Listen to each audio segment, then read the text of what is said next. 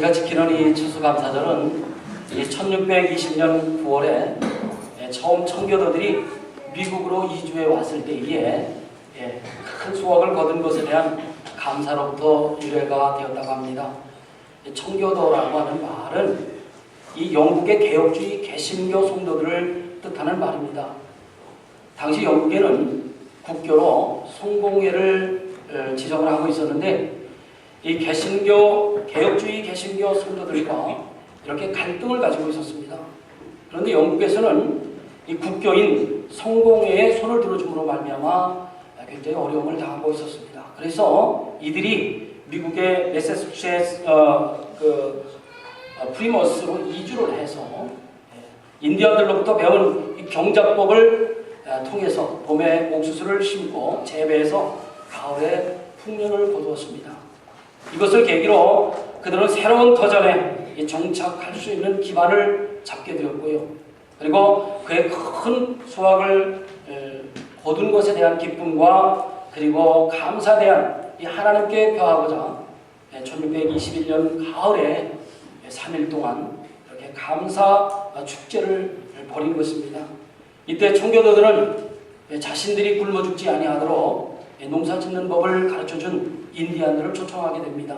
그리고 그들에게 대해서 추수한 곡식과 그리고 과일, 야채, 또 야생 칠면조, 또 뿐만 아니라 사슴들을 잡아서 축제를 했는데 이것이 미국에서 최초의 추수감사절이라는 이야기입니다. 물론 이런 이야기에 의문을 제기하는 학자들도 물론 있습니다. 아무튼 간에 미국은 그 후에 1623년에 매사추세츠 주에서 추수감사주일로 공식으로 이렇게 정하고요. 선포를 하게 됩니다. 그래서 이 매사추세츠 발음이 참 어렵네요. 그리고 코네티컷 주에 연례적인 것으로 행사를 하게 되고요. 이 관습은 서서히 다른 지역으로 이렇게 퍼져나가기 시작을 했다고 합니다. 그 후에 1789년도에 미국 초대 대통령 조지 워싱턴이 처음으로 추수감사절을 국경일로 정하게 됩니다. 그런데 3대 대통령인 제퍼슨 대통령이 추수감사절은 이 영국의 왕의 습관, 관습이다. 그런 이유로 인해서 제외시켰습니다. 국경일에서 이렇게 제외를 시키게 되죠. 이후에는 몇 개 주에서만 그래서 추수감사절을 지키게 되었다고 합니다. 하지만 1863년 10월 3일 날 링컨 대통령이 남북전쟁 중에 11월 26일을 이날이 목요일 날인데 이날을 추수감사주일로 이렇게 연례 국경일로 행사를 선포하고 11월 마지막 목요일로 정해서 지금까지 추수감사절에 이르렀다고 합니다. 우리나라에도 이런 추수감사절 이런 건 뜻은 아니지만 추석이라고 하는 명절이 있습니다. 우리나라 추석과 미국 추수감사절은 사실은 성격이 매우 다릅니다. 우리나라 추석은 어떻습니까? 삼위일체 되신 하나님과는 무관하게 하나의 샤머니즘적인 행사로부터 시작이 되었는데 미국의 추수감사절은 그렇지 않죠. 삼위일체 하나님을 향한 신앙적 행사라는 점에서 우리나라 추석절과는 매우 다른, 완전히 성격이 다른 그러한 감사절입니다. 오늘 우리가 읽은 이 시편 103편은요. 하나님은 우리에게 누구신가? 또 뿐만 아니라 우리는 또 하나님께 대해 누군가? 그리고 감사라는 것이 도대체 무엇이냐? 찬양이라는 것은 그러면 무엇이냐? 왜 우리가 하나님께 감사해야 되고 찬양해야 하는지 거기에 대한 원론적이면서도 아주 중요한 부분들을 우리에게 말씀해 주고 있습니다. 본문은 이렇게 말씀합니다. 1절, 2절 봅니다. 내 영혼아 여호와를 송축하라. 내 속에 있는 것들아 다 그의 거룩한 이름을 송축하라. 내 영혼아 여호와를 송축하며 그의 모든 은택을 잊지 말지어다. 오늘 말씀은 내 영혼뿐만 아니라 내 속에 있는 모든 것들, 그 모든 것들 무엇이든지 다, 예를 들면 이성이라든지 감정이라든지 혹은 영혼 무엇이든지 간에 다 여호와 하나님의 소문을 송축해야만 한다라고 말씀하고 있습니다. 그리고 그 모든 은택을 잊지 말 것을 또 선포하고 있습니다. 그러면서 그렇게 마땅히 우리가 여호와 하나님을 송축해야 하는 이유를 1차적으로는 3절에서 5절에 개인적인 이유로 그래야 한다는 것을 말씀하고 있고요. 그 다음에 2차적으로는 6절에서 18절까지의 공동체적인 이유를 두 번에 나누어서 여호와를 송축해야 할 것을 말씀하고 있습니다. 먼저 3절부터 5절에 기록된 1차적인 이유, 즉 개인적인 감사해야 할 이유, 개인적으로 송축해야 할 이유에 대한 말씀을 해주고 있습니다. 송축이라는 사전적인 의미는 무엇이냐면 기쁜 일을 기르고 축하한다, 그런 뜻입니다. 오늘 3절에서부터 5절까지 말씀 보겠습니다. 그가 내 모든 죄악을 사하시며 내 모든 병을 고치시며 내 생명을 파멸해서 속량하시고 인자와 긍휼로 관을 씌우시며 좋은 것으로 내 소원을 만족하게 하사 내 청춘을 독수리같이 새롭게 하시는도다. 이 말씀을 보면 우리가 하나님의 이름을 높이 송축해야 할 개인적인 송축 이유를 크게 세 가지로 말씀해 주고 있습니다. 그 첫 번째는 3절에 보면 무엇입니까? 사죄의 은총 때문에 우리가 여호와의 이름을 높이 찬양하고 송축해야 한다. 두 번째는 3절과 4절에 3절 후반절과 그리고 4절에 보면 건강을 지켜주심에 대한 거기에 대한 거기에 대한 하나님의 이름을 높이 찬양하고 송축해야 함을 말씀하고 있습니다. 그리고 세 번째는 5절에서 우리의 소원을 만족하게 하여 주심에 대해서 송축해야 한다, 그렇게 말씀하고 있습니다. 이 세 가지를 보게 되면 여호와 하나님께서 그동안 우리 개개인에게 내려주신 그 모든 은택 때문에 여호와를 송축해야 한다는 것인데, 그런 측면에서 볼 때에 이 세 가지는 모든 개인에게 적용되는 근본적인 송축이다, 그렇게 말씀드릴 수 있겠습니다. 그리고 여호와 하나님을 향한 감사라고 볼 수 있겠습니다. 왜냐하면 우리 인간들의 모든 고민의 깊은 원인이 어디에 있습니까? 다 죄의 뿌리를 두고 있습니다. 모든 불평과 불만, 감사하지 아니함이나 원망의 깊은 뿌리도 다 죄의 뿌리를 두고 있다, 그런 말씀입니다. 우선 우리는 2013년 추수감사절을 맞이해서 제일 먼저 우리 각자를 1년 동안 지켜주신 하나님의 크신 은혜를 돌이켜보면서 여호와 하나님께서 나의 모든 죄악을 예수 그리스도의 십자가 보혈을 통하여 사해 주셨음에 먼저 감사를 드려야 할 것입니다. 저와 여러분들은 허물과 죄로 죽을 수밖에 없었던 어리석은 죄인들이었습니다. 그런데 하나님께서 우리를 버리지 아니하시고 우리를 사랑해 주셔서 예수 그리스도를 이 땅에 보내주셨습니다. 그리고 오직 예수님을 나의 구주로 믿기만 하면 죄사함과 구원을 얻게 하셨는데, 그 모든 은혜를 우리가 잊어서는 안 될 것이고 마음 깊은 곳에서부터 감사와 송축을 하나님 아버지께 올려드려야 할 것입니다. 그리고 그 다음으로 다윗은 어떻게 말합니까? 자신의 건강과 안전을 지켜주심에 감사하고 송축하고 있습니다. 다윗은 이것을 이렇게 감사합니다. 내 생명을 파멸해서 속량하시고 인자와 긍휼로 관을 씌우시며. 다윗은 한평생 살아온 자신의 생애를 돌이켜봅니다. 이렇게 건강하게 지켜주시고 안전하게 지켜주심에 대해서 감사를 하고 있는 것입니다. 우리 모두도 다윗과 같은 이런 감사가 있으면 좋겠습니다.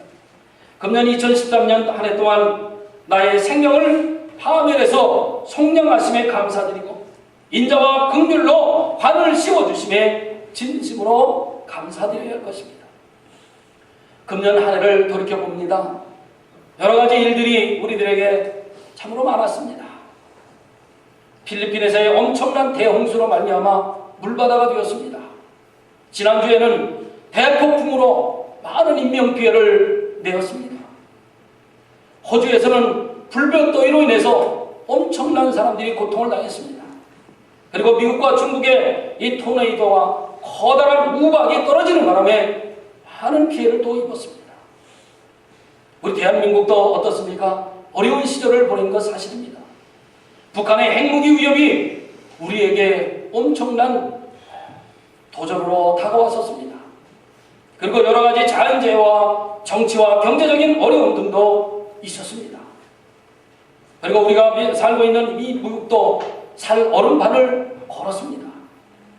엊그저께만 해도 정부가 셧다운하는 사태도 우리는 겪었습니다.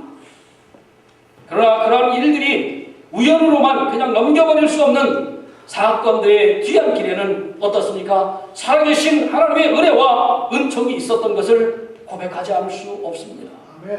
그래서 우리는 다윗처럼 그러한 위험한 가운데서도 지켜주시고 인도하심에 감사하며 그 은혜를 고백하고 여호와 하나님의 이름을 높이 찬양해야만 합니다. 그리고 세 번째는 다윗은 자신의 소원을 만족해 주심에 대해서 감사하고 송축하고 있습니다. 좋은 것으로 내 소원을 만족하게 하사 내 청춘으로 독수리같이 새롭게 하시는도다. 소원이 없이 이 세상을 살아가는 사람은 아마 한 사람도 없을 것입니다. 이 말이 큰 소원이든 작은 소원이든 소원이라고 하는 것은 누구나 다 가지고 있다는 그런 말씀이 되지요. 그런데 지난 한 해를 우리가 돌이켜보면 여러 가지 소원들이 거룩하신 하나님의 은혜와 섭리 가운데 만족하게 되었다라고 하는 다윗의 고백처럼 우리의 입술을 통해서도 이러한 고백이 있어야 하겠습니다. 사실 우리들에게도 많은 소원들이 있을 것인데 그 중에는 이루어진 것도 있고 또 이루어지지 않은 것도 있을 뿐만 아니라 현재 이루어지고 있는 중에 있는 것들도 있을 것입니다. 그런데 중요한 것은 무엇입니까? 그 소원들이 일단 만족하게 되었다라는 사실입니다. 다윗도 지난날을 회고해 봅니다. 사울왕 때문에 죽을 고비를 얼마나 많이 넘겼는지 모릅니다. 자기를 잡으려고 군사를 풀어서 수색하지를 않는가? 직접 자기를 죽이려고 창을 던지고 칼을 던져서 위협하지를 않았나? 정말 생각해보면 주마등처럼 지나가는 힘든 한때들이 있었습니다.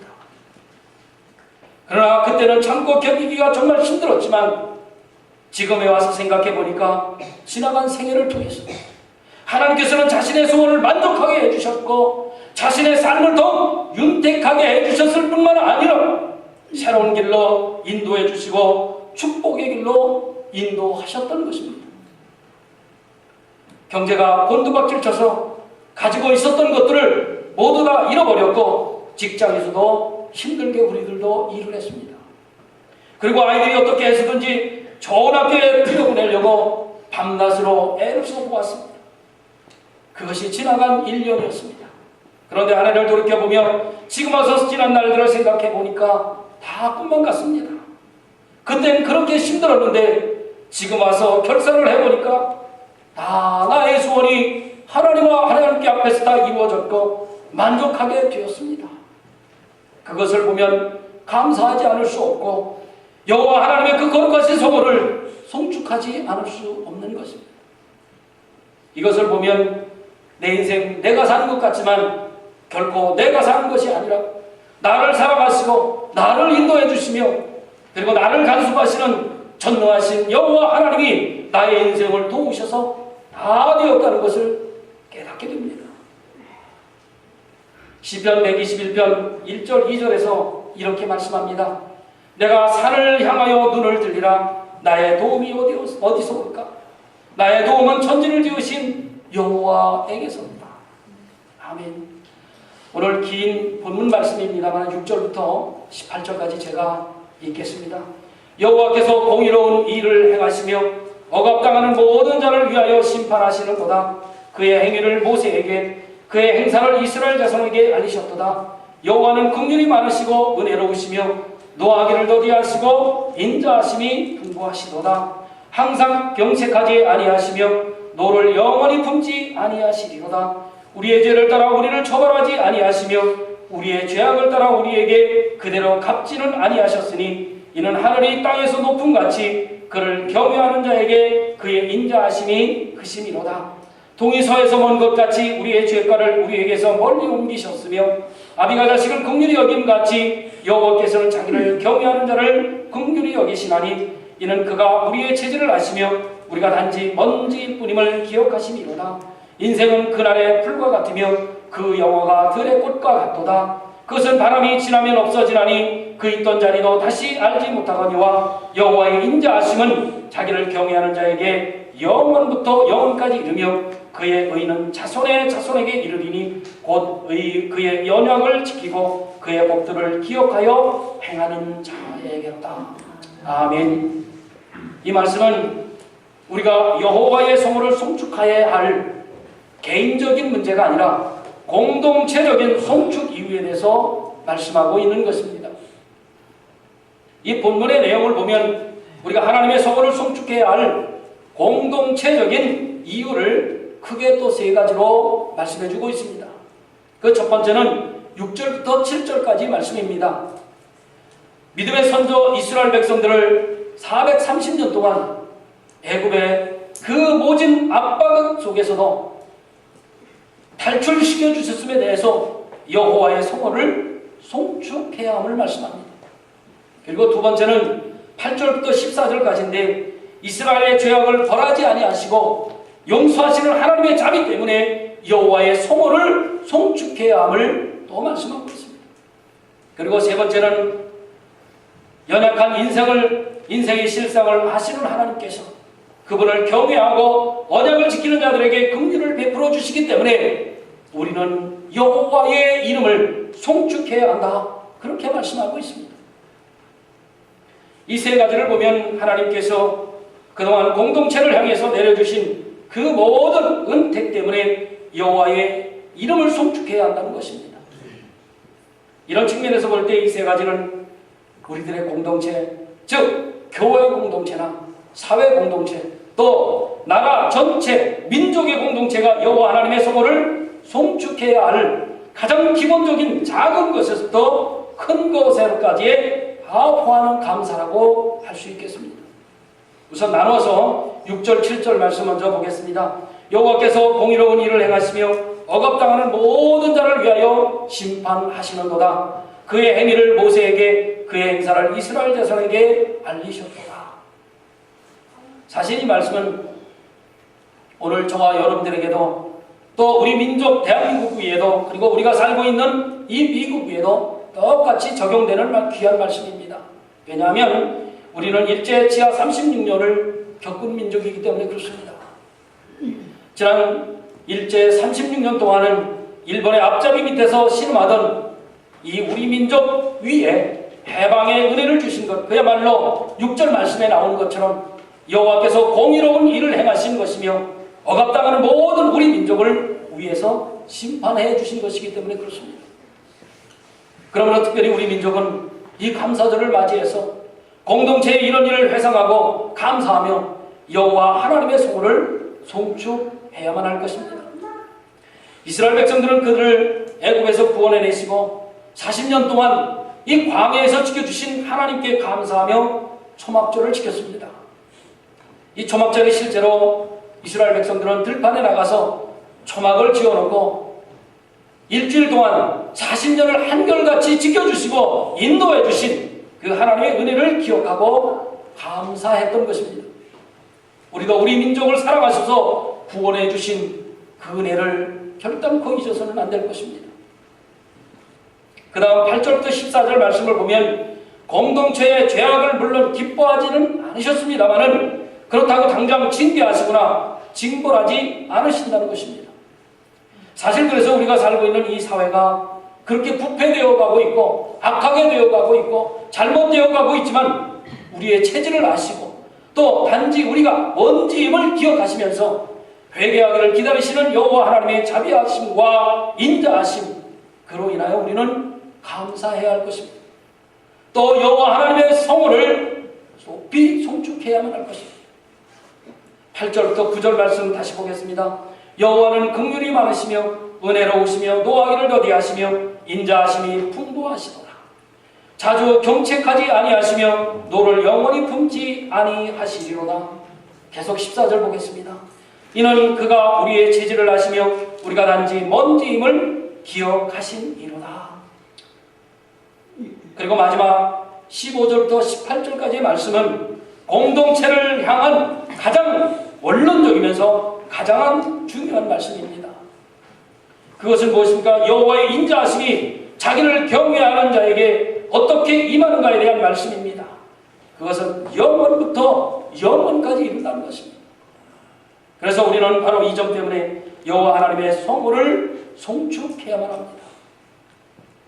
우리가 반드시 기억해야 할 것은 푸른 마루와 꽃은 시들기 마련입니다마는 그러나 하나님의 약속과 그 인자하심은 영원하다는 것입니다.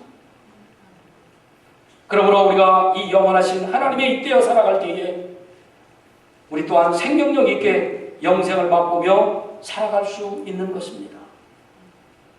이스라엘 백성들이 비록 남의 나라 땅에서 정말 노예처럼 삶을 살아간 인생이라 할지라도 하나님의 자비하심을 기억하고 하나님의 말씀 앞에 되돌아와서 순종하기만 하면 변함없는 은혜를 계속 베풀어 주시는 하나님이신다는 사실을 다윗이는 고백하고 있습니다. 그때가 비록 더딜지라도 그 시간이 비록 오래 걸리는 듯한다 할지라도 하나님의 인자 또한 결코 거두시는 법이 없다는 사실을 고백하고 있습니다. 그럴 때 시인의 이 신앙적인 영안이 열리기 시작을 했고 또 온 우주를 통치하시고 살아계신 하나님을 바라보게 되었던 것입니다. 오늘 당신은 이러한 마음에서 우러나오는 고백과 더불어 주님을 송축하며 무릎을 꿇었습니다. 마치 시몬 베드로가 주님의 은혜를 깨달으면서 예수님 앞에 무릎을 꿇은 것과 같이 말이죠. 우리 또한 하나님의 한없는 사랑 앞에 무릎을 꿇어야 할 것입니다. 그리고 여호와 하나님의 이름을 높이 송축해야 할 것입니다. 빌립보서 2장 9절부터 12절, 11절까지 말씀입니다. 이름으로 하나님이 그를 지극히 높여 모든 이름 위에 뛰어난 이름을 주사 하늘에 있는 자들과 땅에 있는 자들과 땅 안에 있는 자들로 모든 무릎을 예수의 이름 꿇게 하시고 모든 입으로 예수 그리스도를 주라 시인하여 하나님 아버지께 영광을 돌리게 하셨느니라. 하나님께서는 우리 인생의 목적이 하나님을 찬양하는 것이라 그렇게 말씀하고 있습니다. 그러므로 우리의 찬양이 입술로만이 아니라 진정으로 우리의 무릎을 주님께 꿇어서 주 대심을 높이는 우리 인생이 되어야 마땅할 것입니다. 사랑하는 성도 여러분, 불평과 불만 그리고 원망과 저주라는 것은 모든 질병의 원인이 될 수 있습니다. 그러나 반대로 감사는 인간의 모든 질병을 치료하는 특효약이 될 수도 있습니다. 2013년 한 해를 지켜주시고 인도하여 주신 하나님을 높이 찬양하며 풍성한 감사하시기를 바랍니다. 그것이 우리들에게 복된 인생이기 때문에 그렇습니다. 하나님의 자비를 기억하고 하나님의 말씀 앞에 되돌아와서 우리가 순종하기만 하면 변함없이 우리에게 은혜를 베풀어 주시는 하나님을 다윗이 고백했듯이 우리도 하나님께서 인도해 주시고 지켜주신 은혜에 감사하며 하나님의 말씀으로 되돌아가서 순종하십시다. 그러면 앞으로의 삶도 하나님께서 우리를 인도해 주실 것이고 더 지켜주실 것이고 더 감사함이 계속 이어질 줄로 믿습니다. 이것이 우리가 복받는 비결입니다. 그리고 나에게 주신 말씀을 통해서 말씀에 자신을 변화시켜 삶에서 예수 그리스도가 드러나는 풍성한 계절 되어지시기를 주님의 이름으로 축원합니다.